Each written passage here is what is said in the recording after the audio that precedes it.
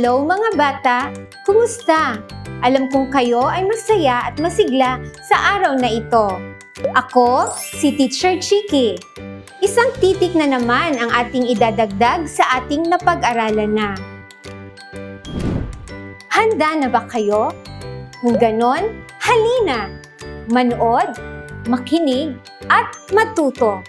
Ihanda ang inyong papel at lapis at ating sisimulan ang aralin tungkol sa pagkilala ng titik T. Ngayon, aking susubukin kung naalala pa ninyo ang tunog ng mga titik na ating napag-aralan na. Ibigay ang tunog ng mga titik na inyong makikita. Tama! Ang titik O ay may tunog na O.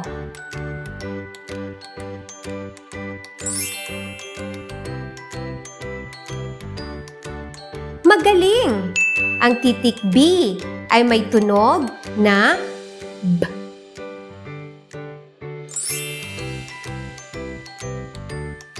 Tumpak! Ang titik E ay may tunog na E.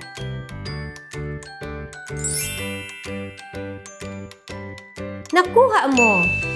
Ang titik U ay may tunog na U.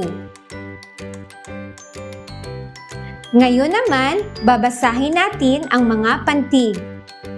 Ma, sa, si, mi, be, ba.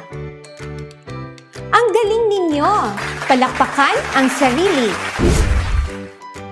Alam niyo ba kung ano ang bagay na ito? Tama! Ito ay tasa. Meron ba kayong ganito sa bahay ninyo?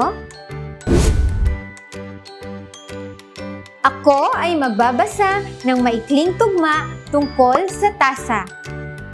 Makinig ng mabuti upang masagot ninyo ang aking mga katanungan mamaya. Ang tasa. Itim ang tasa ni Tata. Ang tasa ni Tata ay may tsaa. Tama! Tsaa ang nasa itim na tasa ni Tata.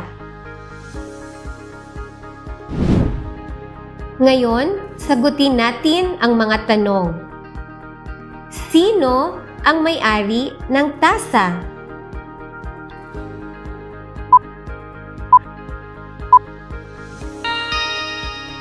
Si Tata ang may-ari ng tasa. Ano ang kulay ng tasa? Tama! Itim ang kulay ng tasa. Ano ang laman ng tasa ni Tata? Ang laman ng tasa ay tsaa. Ano ang pinag-uusapan sa tugma? Tungkol sa tasa ang tugma.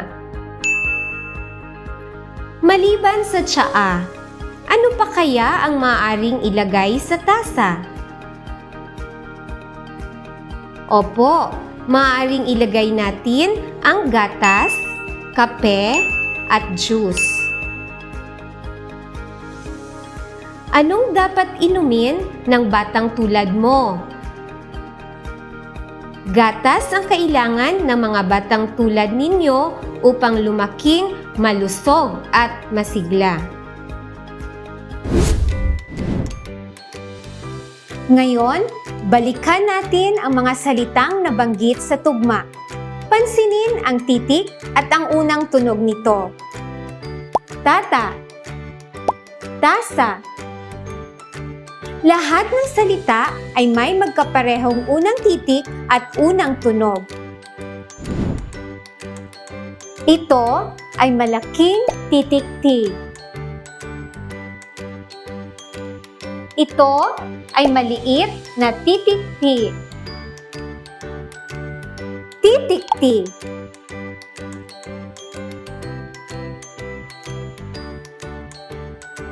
Sabayan ninyo ako, mga bata. T. T. Titik T.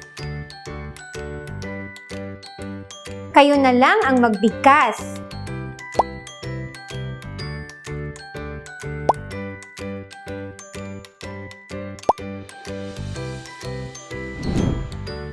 Ang titik T, katulad ng ibang titik na ating napag-aralan na, ay may tunog din. Ang titik T ay may tunog na T. Sabay tayo na sabihin ang tunog ng T. T. Ngayon, kayo na lang ang magbigay ng tunog ng titik na inyong nakikita. Magaling! Alamin natin ang ilan sa mga pangalan ng larawan na nagsisimula sa tunog na T. Tata, talong, tabo,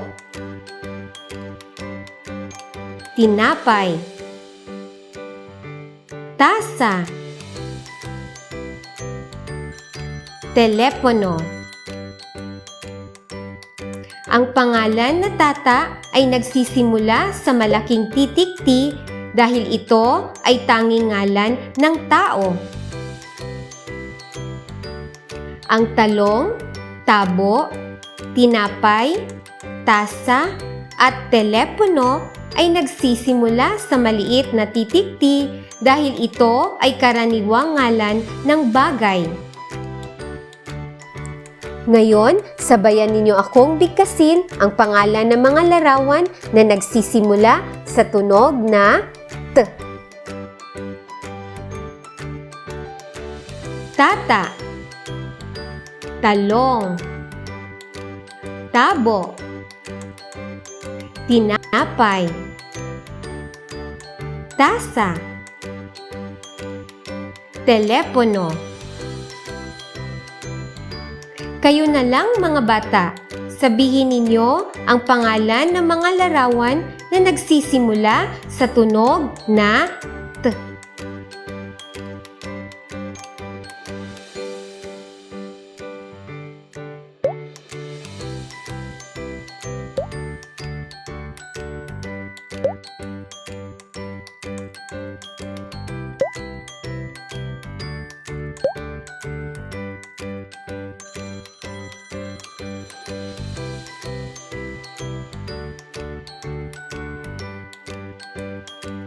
Magaling! Ako'y natutuwa sa inyong partisipasyon. Mas madali nating maalala ang titik T at ang kanyang tunog sa awit na ito.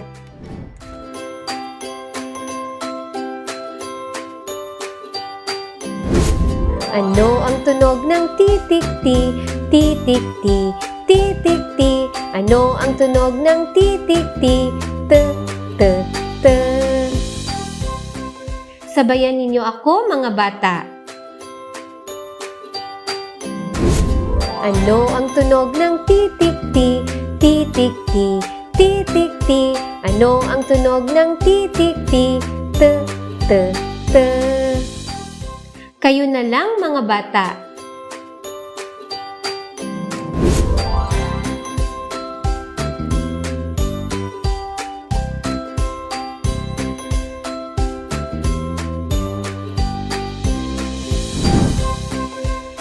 Ngayon ay ipapakita ko ang tamang pagsulat ng malaki at maliit na titik T.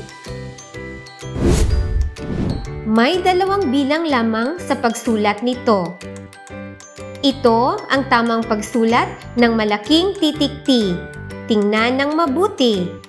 1, 2. Ito naman ang tamang pagsulat ng maliit na titik T. 1, 2. Sundan ninyo ako mga bata sa pagsulat ng malaking titik T sa hangin. 1, 2. Maliit na titik T. 1, 2. Sigurado akong kaya nyo nang isulat ito ng mag-isa. Isulat ang malaki at maliit na titik T sa hangin gamit ang inyong siko. 1, 2. 1, 2. Palakpakan ang sarili dahil ang galing ninyo. Ngayon ay babasahin natin ang mga pantig na ating natutuhan. Basahin natin ang mga pantig at salita. Ta-ma. Ta-ma. Tama. Ta-sa. Ta-sa. Tasa. Ti-sa. Ti-sa. Tisa. Tu-ta. Tu-ta. Tuta. Ba-ta. Ba-ta. Bata. Ma-ta. Ma-ta. Mata. Ngayon ay babasahin ko ang mga parirala at pangungusap. Ang tasa. Ang tabo. Si tata. Tama si tata. Iisa ang tasa. Sabayan ninyo ako mga bata. Ang tasa. Ang tabo. Si tata. Tama si tata. Iisa ang tasa. Kayo na lang mga bata.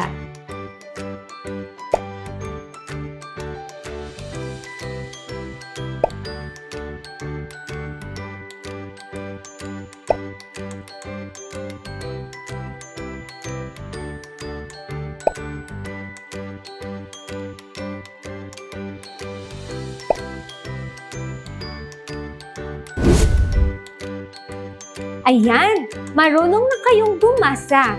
Tapikin ang balikat at sabihin, ang galing ko! Binabati ko kayong lahat sa inyong aktibong partisipasyon at kooperasyon sa ating aralin ngayon. Ako, si Teacher Chiki, nagsasabing masayang matuto ang batang interesado. Magbasa palagi dahil ito ang susi sa tagumpay na minimithi.